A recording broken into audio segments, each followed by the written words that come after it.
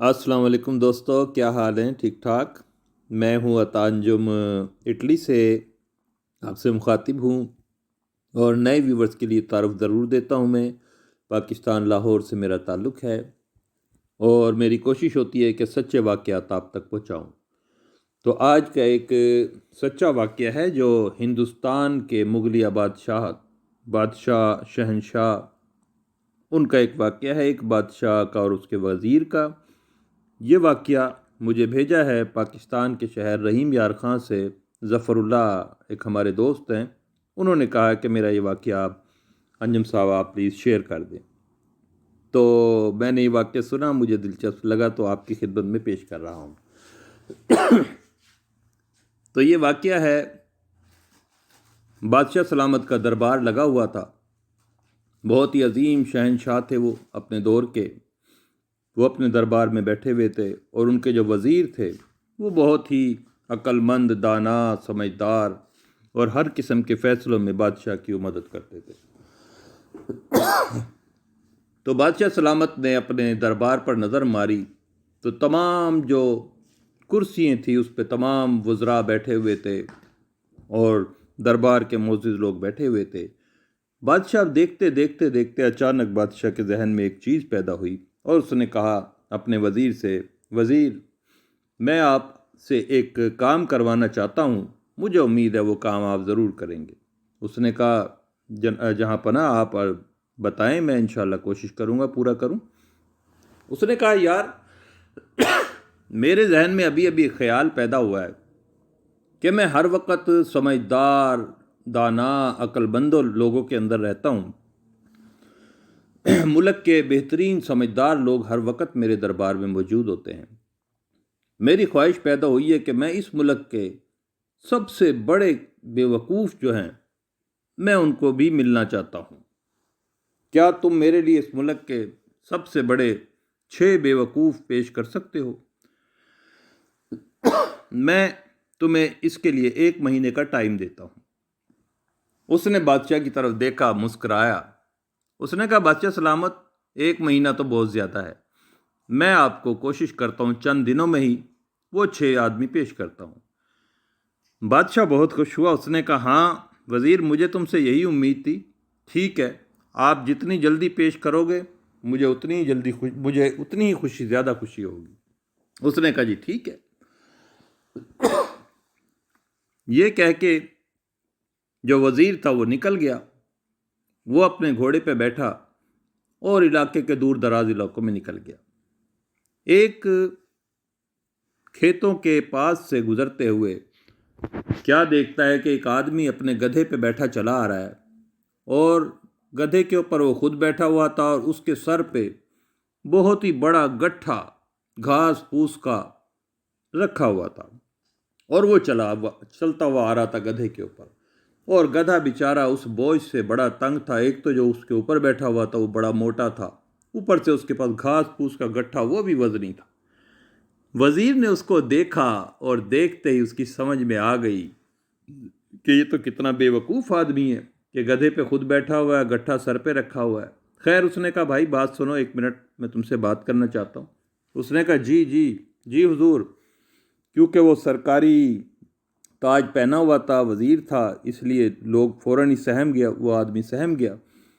उसने कहा, जी जी हुजूर। उसने कहा, तुम्हारा नाम क्या है? उसने अपना नाम बताया।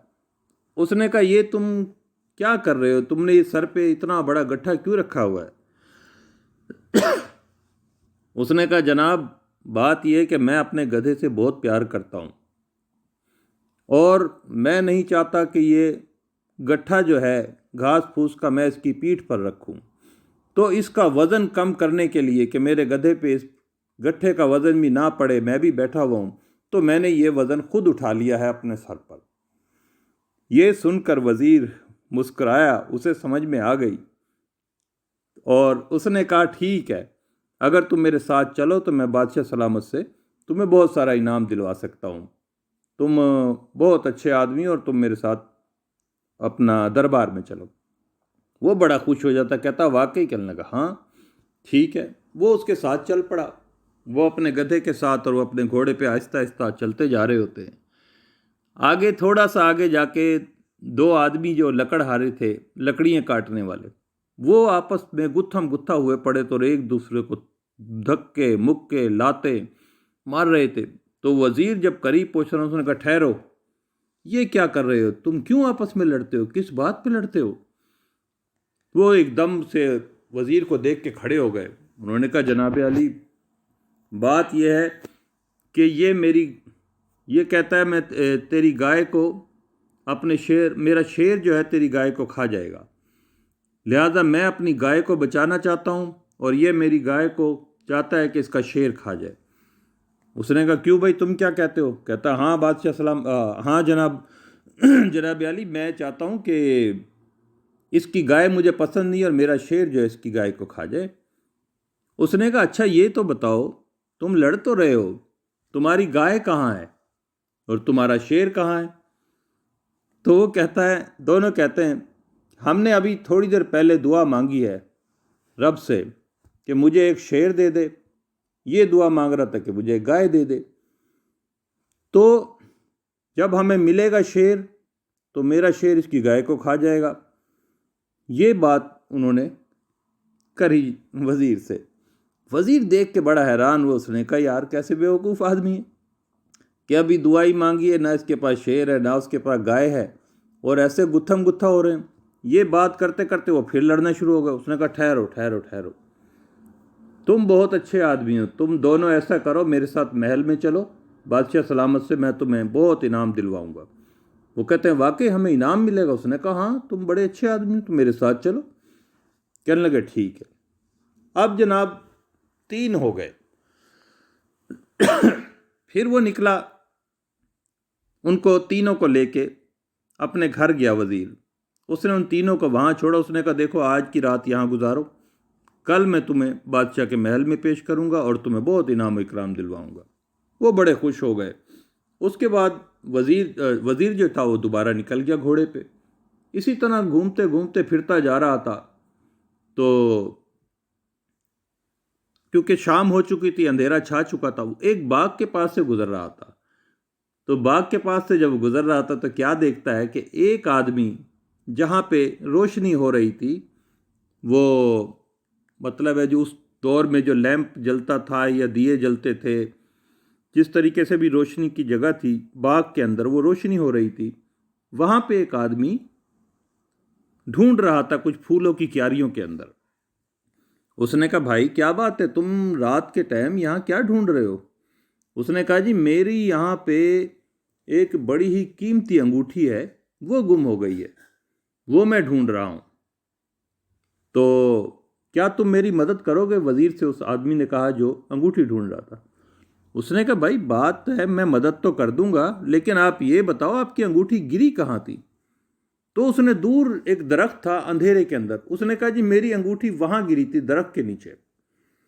तो उसने कहा, दरख्त के नीचे ढूंढो, तुम यहाँ क्यों ढूंढ रहे हो इस अंगूठी को?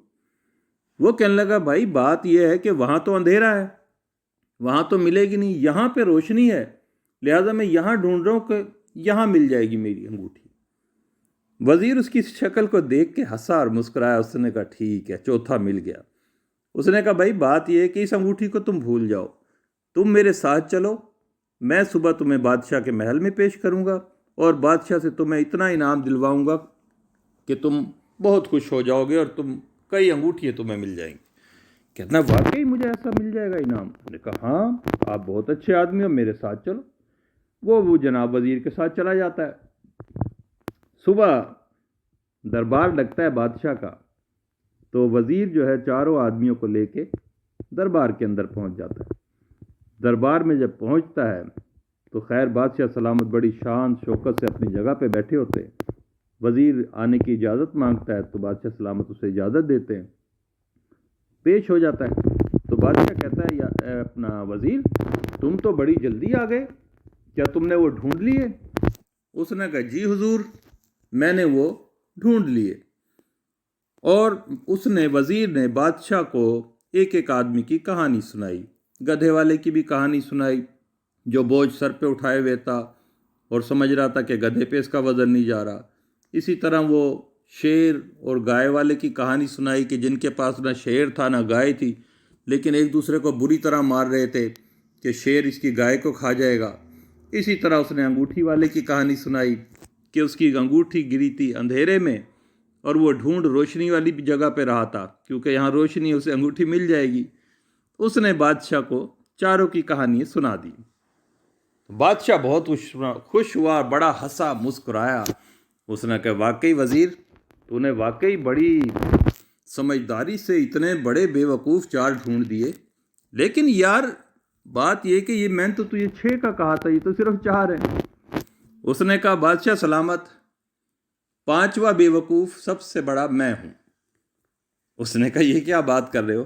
کہتا ہاں بادشاہ سلامت، میں 5واں بے وقوف اس لیے ہوں کہ میں بے وقوفوں کو ڈھونڈنے نکل گیا۔